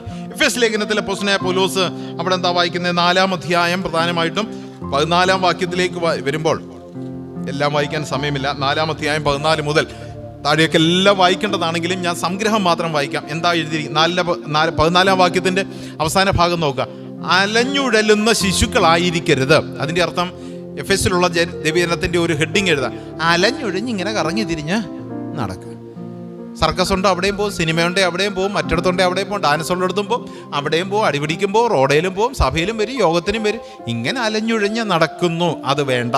ഇനി അടുത്തത് 17-ാം വാക്യത്തിന്റെ അവസാനം, ജാതികൾ തങ്ങളുടെ വ്യർത്ഥ ബുദ്ധി അനുസരിച്ച് നടക്കുന്നത് പോലെ നിങ്ങളിനി വിവരിക്കണ്ടല്ലോ, നിങ്ങൾക്കറിയാം. ജാതികൾ പറയുന്ന പോലെ നിങ്ങൾ കേട്ട് നടക്കരുത്. അടുത്തത് 21, ക്രിസ്തുവിനെ കുറിച്ച് ഇങ്ങനെയൊന്നും അല്ലല്ലോ നിങ്ങൾ പഠിച്ചത്. ക്രിസ്തുവിനെ കുറിച്ച് നിങ്ങൾ പഠിച്ചതുപോലെ നിങ്ങൾ എന്ത് ചെയ്യണം? ജീവിക്കുക. ഇനി തീർന്നില്ല. 25-ാം വാക്യത്തിൽ, എല്ലാം വായിക്കേണ്ടതാണ്, സമയമില്ലാത്തതുകൊണ്ടാ. 25-ാം വാക്യത്തിൽ, ഫോഴ്സ്ക്ക് ഉപേക്ഷിച്ച്, കള്ളം ഉപേക്ഷിച്ച് കൂട്ടുകാരനോട് സത്യം. ഇതൊക്കെയായിരുന്നു സഭയുടെ പ്രശ്നം. വായെടുത്ത കള്ളം പറയത്തേ ഉള്ളൂ, സത്യം പറയത്തില്ല. ഒരെണ്ണം സ്നേഹത്തോടെ തോളെ കേട്ട്, സ്നേഹത്തോടെ ഭാര്യയാകട്ടെ, ഭർത്താവാകട്ടെ, മക്കളാകട്ടെ, സ്നേഹിതരാകട്ടെ, മൂപ്പനാകട്ടെ, സുവിശേഷകനാകട്ടെ, വായെടുത്ത കള്ളം സത്യം പറയത്തില്ല. വചനം പറയാ, നിങ്ങൾ എന്താ പറയുന്നത്? കൂട്ടുകാരനോട് സത്യം സംസാരിക്കും, ഒരു സത്യം. അടുത്തത്, കോപിച്ചാൽ പാപം ചെയ്യാതിരിക്കുക. എല്ലാം വായിക്കണം. 27-ാം വാക്യം, നിങ്ങൾ പിശാചിന് ഇടം കൊടുക്കരുത്. നിങ്ങളുടെ ഉള്ളിൽ പിശാച്, അവന് ഇടം കൊടുക്കാതെ ഇറക്കി വിട്. അടുത്തത് 29-ാം വാക്യത്തിന്റെ അവസാനം, നല്ല വാക്കല്ലാതെ ആകാത്തതൊന്നും നിങ്ങളുടെ വായിൽ നിന്ന്, എന്താ പൗലോസ് പറയുന്നത്, പൊട്ടച്ചൊൽ, ചീത്തത്തരം, കളിയാക്കല്, പരിഹാസം, നിന്ന, അർത്ഥസത്യം, ഇല്ലായ്മ അറിയത്തില്ലെങ്കിലും ഉണ്ടെന്ന് പറയും. എങ്ങനെയുണ്ടാ കൊച്ച് കല്യാണം ആലോചിക്കാനാ? കഷ്ടമാകട്ടോ, ചുമ്മാതെ പറയായിരിക്കും. അവളങ്ങനെ അവനെ കല്യാണം കഴിക്കണ്ട, അവളങ്ങനെ പോണ്ട, അവനങ്ങനെ പോണ്ട. ഒരു രസം. ആകാത്തതൊന്നും നിങ്ങളുടെ വായിൽ നിന്ന് വരരുത്. ഇനി ഒടുവിൽ അവിടെ എഴുതിയിരിക്കുന്ന, ഒരുപാട് വായിക്കണമെങ്കിലും 30-ാം വാക്യത്തിൽ എഴുതിയിരിക്കുന്നുണ്ടോ, ദൈവത്തിൻ്റെ പരിശുദ്ധാത്മാവിനെ, നിങ്ങൾ ആ ഭാഗം മുഴുവൻ വായിക്കുക. ഇതെല്ലാം സഭയോട് പറയാം. ഇനി 5-ാം അധ്യായത്തിൽ രസകരമായൊരു കാര്യം എഴുതിയിരിക്കുന്ന നോക്കുക. ഇത് നിങ്ങൾ എന്നെ കുറ്റപ്പെടുത്തിയിട്ട് കാര്യമില്ല, വചനം എഴുതിയിരിക്കുക. സഭയുടെ സ്വഭാവങ്ങളെക്കുറിച്ച് നോക്കുക. 16-ാം വാക്യം, ഇത് ദുഷ്കാലമാകിയാൽ സമയം തക്കത്തിൽ ഉപയോഗിക്കുക. ഇനി അടുത്തത് 18-ാം വാക്യം, വീഞ്ഞു കുടിച്ച് മത്തരാകരുത്, അതിനാൽ ദുർനടപ്പ്. നമ്മുടെ നാടൻ ഭാഷയെ പറഞ്ഞ രണ്ടടിച്ചിട്ടാണ് ആരാധനയ്ക്ക് വന്നിരിക്കുന്നത്. ആരോട് ചോദിക്കാൻ? എന്നോടാരും ചോദിക്കും? ബൈബിളിൽ എഴുതിയിട്ടുണ്ടല്ലോ, ഞങ്ങളെ എങ്ങനെ പഠിപ്പിച്ചുണ്ടല്ലോ. അല്ലെങ്കിൽ മദ്യപാനം മാത്രമല്ല, പല സാധനങ്ങളുണ്ടല്ലോ, ഒക്കെ ചവച്ച്, സഭകളുടെ താഴെ പൈപ്പുണ്ടല്ലോ, അവിടെ വന്ന് വായൊക്കെ കഴുകി, കൈയും മുഖം കഴുകി, സ്തോത്രം, കർത്താവിനെ ആരാധിച്ചിട്ട് പോക്കറ്റിരിപ്പുണ്ട്, തിരിച്ചു പോകുമ്പോൾ ഒന്ന് വായിലിട്ട് ചവച്ചുകൊണ്ട്. ദൈവത്തിന്റെ പരിശുദ്ധാത്മാ പറയാൻ, നിങ്ങൾ വീഞ്ഞു കുടിച്ച് അതിൽ വീണുപോയി നശിക്കരുതേ. അപ്പൊ നോക്കുക, എഫേസ്യയിലുള്ള സഭയുടെ ഒരു സ്വഭാവം നിങ്ങൾ കണ്ടോ. ഇനിയും തുയത്തേര സഭയിലേക്കൊന്ന് കടന്നു വരാം. അവിടെ എന്താ എഴുതിയിരിക്കുന്നത് നിങ്ങൾ നോക്കുക. തുയത്തേര സഭയിലേക്ക് വരുമ്പോൾ നിങ്ങൾ നോക്കുക, അവിടെ ഒരു സ്ത്രീയെ കുറിച്ച് വായിക്കുന്നു. വിവരിക്കണം, എന്നാൽ സമയമില്ല, എങ്കിൽ ഓടിച്ച് കടന്നു പോട്ടെ. ആരാ? 20-ാമത്തെ വാക്യം, 2-ാം അധ്യായം 20-ാം വാക്യം. എങ്കിലും ശ്രദ്ധിച്ചു വായിച്ചോണം. താൻ പ്രവാചിക എന്ന് പറഞ്ഞ് അവൾ പറയാണ്, ഞാനാണ് ഇവിടുത്തെ ഈ സഭയുടെ പ്രവാചികയാണ് ഞാൻ. തുയത്തേര സഭയിലെ പ്രവാചികയാണ് ഞാൻ പറയുന്ന പോലെ വേണം കേട്ടോണം, ഞാൻ പറയുന്നത് വേണം കേൾക്കാൻ. പ്രവാചികയാണ്. പിന്നെ ദുർനടപ്പ് ആചരിക്കാം. ഇവളുടെ സ്വഭാവം എന്തുവാ? പ്രവൃത്തി എന്തുവാ? പ്രവചനം. ഇൻഡയറക്ട്ലി അവൾ ആരാ? ഒരു ദുർനടപ്പുകാരി. അടുത്തത്, വിഗ്രഹാർപ്പിതം തിന്നും, എന്ത് കുരുത്തക്കേടും ചെയ്യും. നോക്കുക, എൻ്റെ ദാസന്മാരെയോ ദൈവദാസന്മാരെയും ദൈവസഭയെ ഉപദേശിക്കുക, അതിനുള്ള അധികാരമൊക്കെ പുള്ളിക്കാരിക്കുണ്ടെന്നേ. തെറ്റിച്ചു കളയുകയും ചെയ്യുന്ന ഇസബേൽ എന്ന ഒരു സ്ത്രീ ഈ സഭയിൽ രംഗപ്രവേശനം ചെയ്തു. പേര് ഇസബേൽ. പഴയ ഇസബേലിനെ കുറിച്ച് നമുക്കറിയാം. അവളെ കിളിവാതിലും തള്ളി താഴെയിട്ട് നായ്ക്കളുള്ള ശവം. പഴയ ഒരു ഇസബേൽ പോട്ടെ, ആഹാബിന്റെ വൈഫായിരുന്ന ഇസബേലിനെ കുറിച്ച് നമുക്കറിയാം. ഇവിടെ ഒരു ഇസബേൽ രംഗപ്രവേശനം ചെയ്തിരിക്കുന്നു. ചില ഭാഷാന്തരത്തിൽ, ചില വ്യാഖ്യാന ഗ്രന്ഥങ്ങളിൽ, പ്രത്യേകിച്ചും കെ.വി. ജോൺ പത്തനാപുരം സാറിന്റെ പുസ്തകത്തിൽ എഴുതിയിരിക്കുന്നത്, ഒരു പക്ഷേ ആ സഭയുടെ മൂപ്പന്റെ ഭാര്യയോ സുവിശേഷകന്റെ ഭാര്യയോ ആയിരിക്കാം, ഒരു കൊട്ടേഷനായിട്ട്, മേ ബി.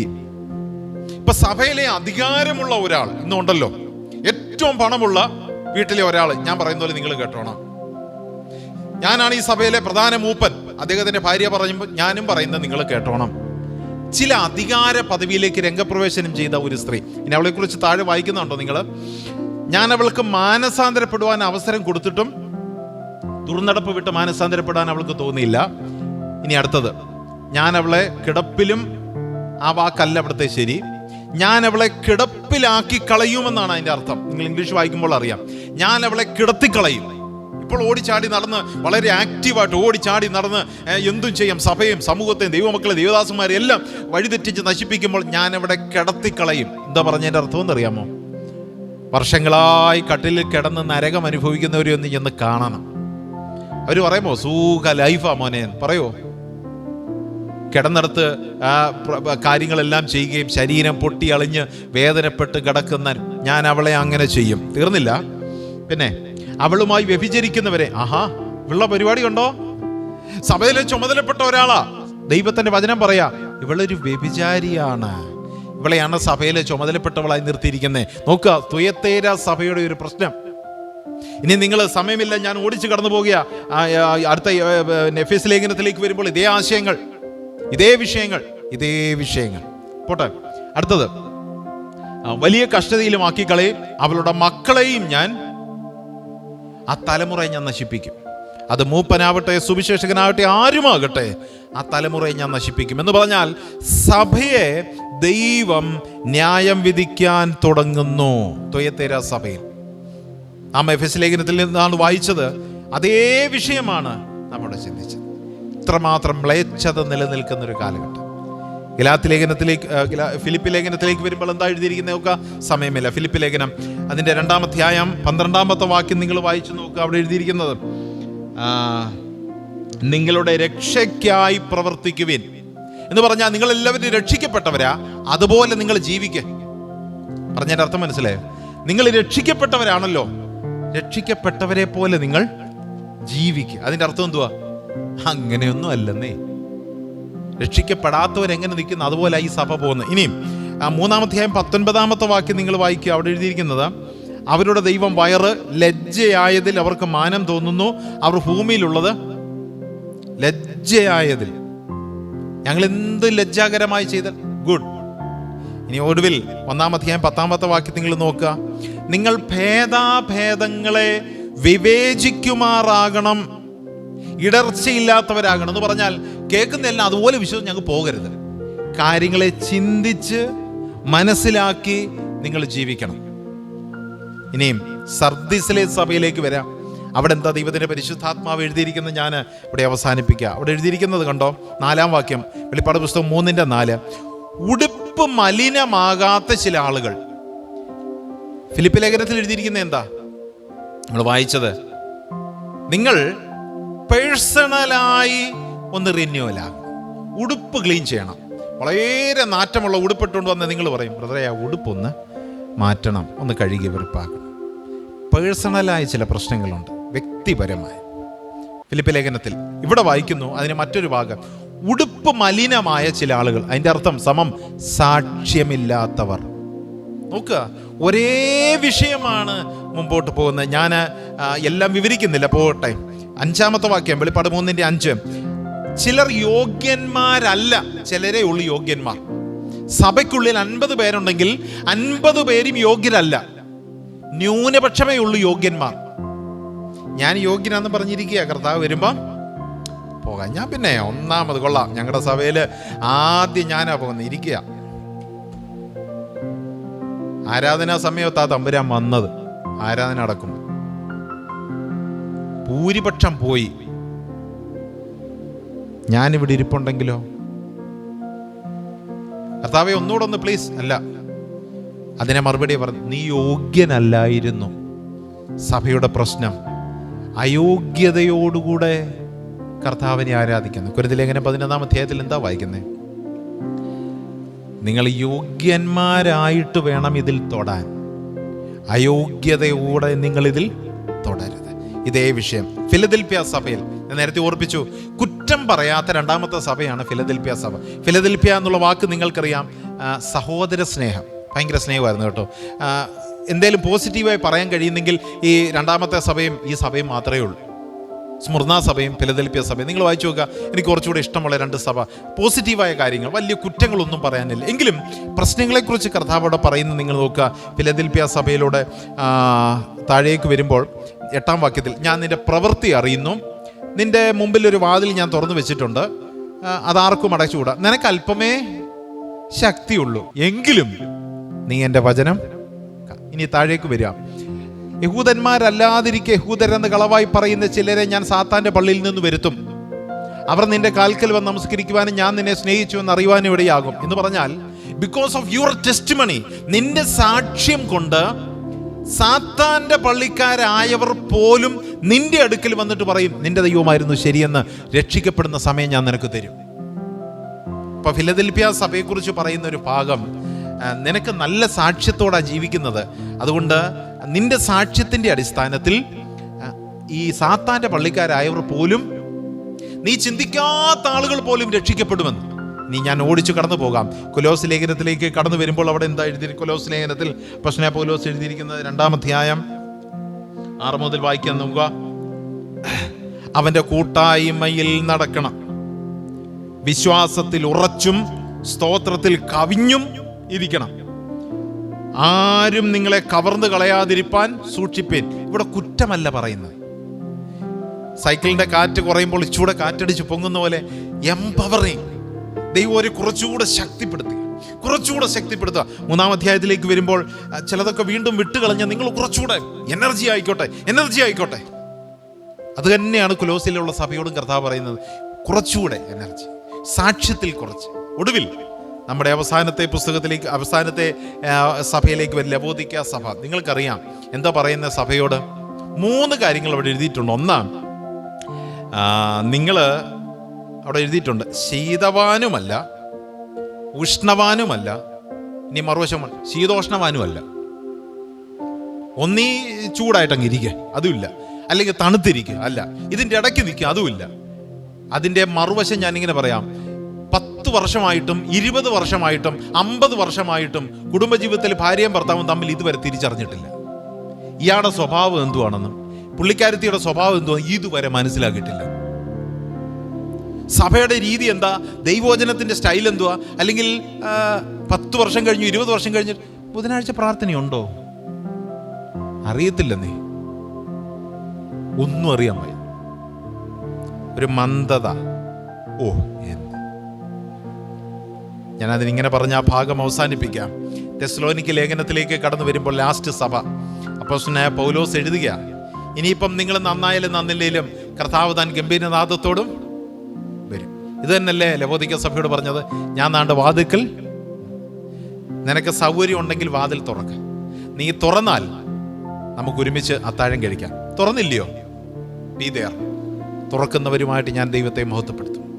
ഒരുപാട് കാര്യങ്ങൾ ഈ 3 വിഷയത്തിലൂടെ കർത്താവ് പഠിപ്പിച്ചതും, അപ്പോസ്തലനായ പൗലോസിൻ്റെ 7 സഭകളും വെളിപ്പാട് പുസ്തകത്തിലെ 7 സഭകളും. നിങ്ങൾ ഇന്ന് മുതൽ ഒരു പഠനം ആരംഭിക്കുകയും 3 വിഷയം കൂടെ ചേർത്ത് എത്രമാത്രം പോയിന്റ്സുകൾ നിങ്ങൾക്ക് അവിടെ ലഭിക്കും. പറയാനോട് ഒരുപാട് വിഷയങ്ങളുണ്ട്.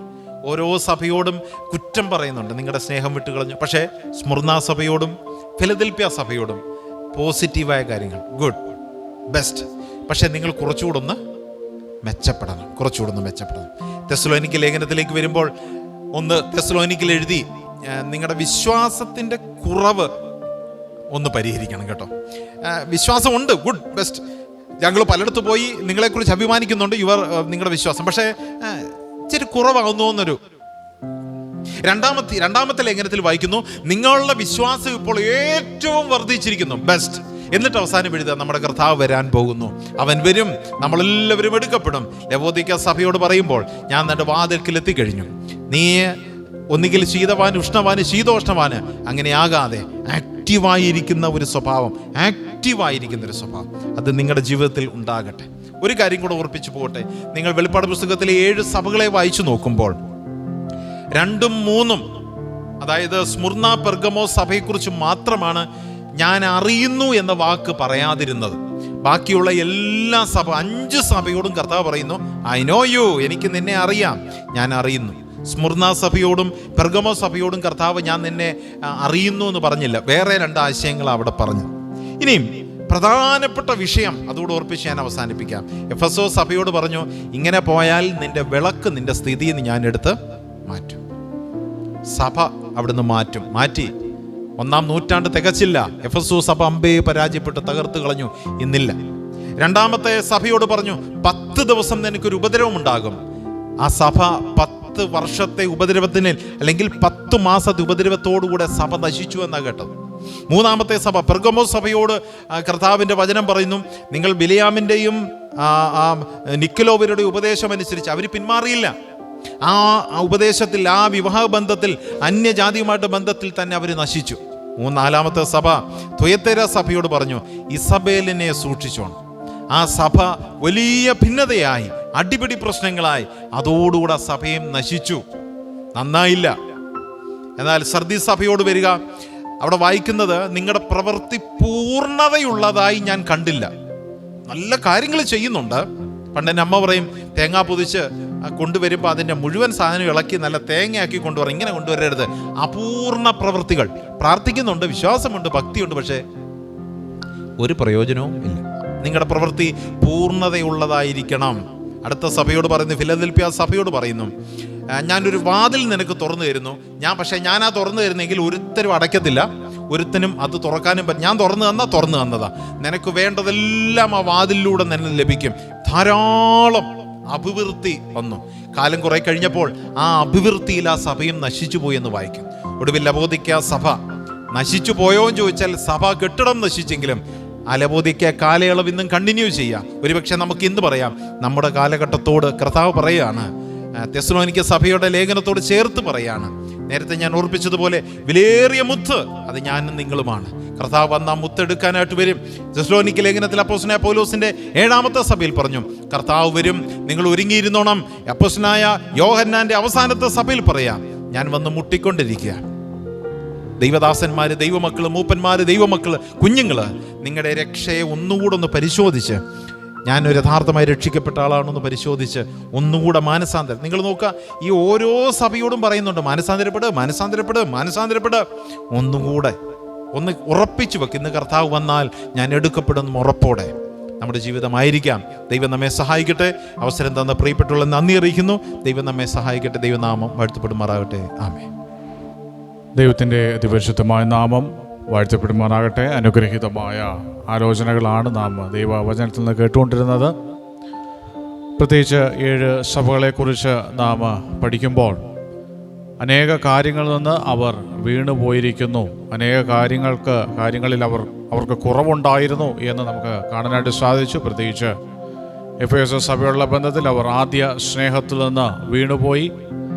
ഗലാത്യ സഭ അവർ ന്യായപ്രമാണത്തിലേക്ക് അവർ തിരികെ പോയി. അങ്ങനെ വിവിധ പാപങ്ങളിലേക്കും വിവിധ പ്രശ്നങ്ങളിലേക്കും വിവിധ സഭകൾ കടന്നുപോയി. അപ്പോൾ ദൈവം പറയുകയാണ്, നിങ്ങൾ ഏതിൽ നിന്ന് വീണിരിക്കുന്നു എന്ന് ഓർത്ത് നിങ്ങൾ മാനസാന്തരപ്പെടണം.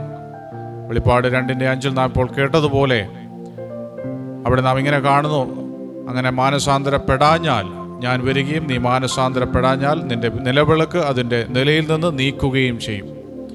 നമ്മൾ ഇന്ന് ഒന്ന് തിരിഞ്ഞു നോക്കുകയാണെങ്കിൽ ആ 7 സഭകളും അന്നത്തെ ഏഷ്യ മൈനറിൽ അല്ലെങ്കിൽ ഇന്നത്തെ ടർക്കിയിൽ ആ 7 സഭകളും ഇന്ന് ഇല്ല, നിലവിലില്ല എന്നുള്ള ദുഃഖകരമായ വസ്തുത നമുക്ക് കാണാനായിട്ട് സാധിക്കും.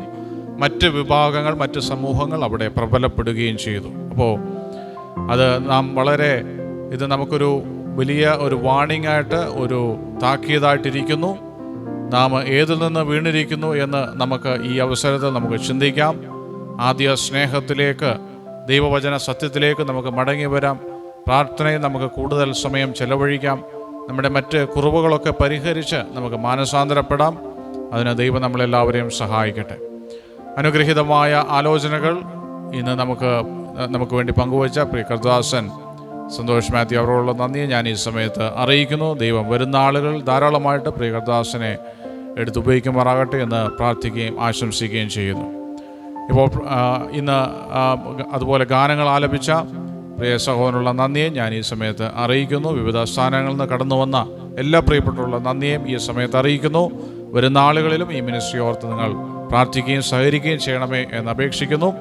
ഇപ്പോൾ പ്രാർത്ഥിച്ച് നമുക്ക് ഈ മീറ്റിംഗ് അവസാനിപ്പിക്കാം. പ്രാർത്ഥിച്ച് ആശീർവാദം പറഞ്ഞ് അവസാനിപ്പിക്കാനായിട്ട് കർദാസൻ എസെക്കിയേൽ അവർകളെ ഞാൻ ക്ഷണിക്കുകയാണ്. നമുക്ക് പ്രാർത്ഥിക്കാം. ഞങ്ങളുടെ വാഴ്ത്തപ്പെട്ട ദൈവമേ, സ്വർഗീയ പിതാവേ, ഈ അനുഗ്രഹിക്കപ്പെട്ട സമയത്തിനായി ഞങ്ങൾ അങ്ങേ സ്തുതിക്കുകയും മഹത്വപ്പെടുത്തുകയും ചെയ്യുന്നു.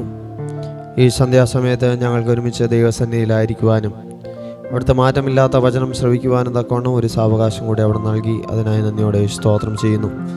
ഇന്ന് രാത്രിയിലെ കർത്താവെ 7 സഭകളോടുള്ള ബന്ധത്തിലുള്ള ദൂതുകൾ കർത്താവെ ഞങ്ങൾക്ക് കേൾക്കുവാൻ തക്കവണ്ണം അവിടെ നിടയാക്കിയതിനായി നന്ദിയോടെ സ്തോത്രം ചെയ്യുന്നു.